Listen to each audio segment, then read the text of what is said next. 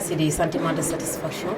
En tout cas, et ensuite, on magnifie la signature de la convention avec la Voix du Sud.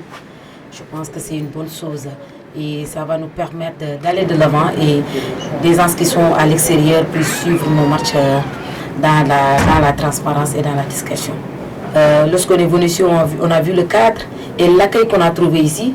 Donc on a l'impression que les joueurs auront l'atout pour que leur prestation est de l'avant. Un sentiment de satisfaction d'abord, d'un partenariat tant recherché par l'autre gamme de Ziguinchor. On avait cette idée en tête et on était déjà dans les démarches. On a démarché certaines radios, certains organes de presse pour qu'on travaille ensemble, mais malheureusement à chaque fois il y a eu toujours des derniers éléments de perturbation. Et cette fois-ci, si la Voix du Sud vient vers nous et qu'on essaie d'arrondir les angles et qu'on mette en place une convention, je pense que c'est déjà quelque chose de bien et que déjà nous, au niveau départemental, nous avons déjà fini de faire le travail avec nos collaborateurs, que ce soit les présidents des ASC, les présidents des zones et voire au niveau régional. On a déjà fait assez de sensibilisation pour que ce partenariat-là puisse porter ses fruits parce que déjà l'espoir est énorme, l'espoir est permis et je pense que désormais nos spectacles, nos matchs auront une visibilité tant au niveau local, au niveau national, voire de l'international, parce que nous avons beaucoup de parents qui sont au niveau de la diaspora, qui contribuent énormément dans les ASC et qu'en retour, ils auraient besoin d'avoir une visibilité, en fait, d'avoir les spectacles, l'argent qu'ils sont en train de mettre dans les ASC, comment les jeunes sont en train d'utiliser cela. Et nous pensons que déjà c'est un acquis. Et nous pensons également que les conditions de travail seront déjà mises en place dès aujourd'hui parce que déjà demain, le partenariat va commencer avec nos matchs qui vont se faire au niveau du stade Aline Sitoé Diatta et on verra et on terminera à partir de cette séance. On organisera effectivement une réunion pour qu'on essaie de voir techniquement comment les gens, le personnel de la Voix du Sud va être accueilli au stade. Et c'est l'occasion pour nous également de contacter déjà la direction du stade pour les mettre au parfum de ce qui va se faire demain.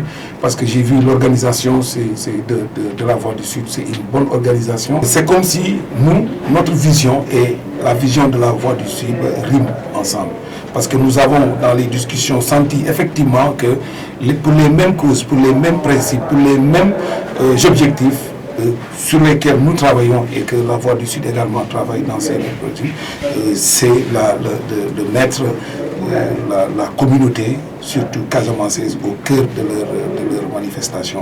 La présence des médias au niveau des stades, c'est tellement important parce que vous ne pouvez pas imaginer, au-delà des personnes qui sont bien portantes, mais également il faut penser aux personnes malades qui, le jour du match, n'ont pas la possibilité d'aller au stade. Qu'est-ce qu'ils vont faire?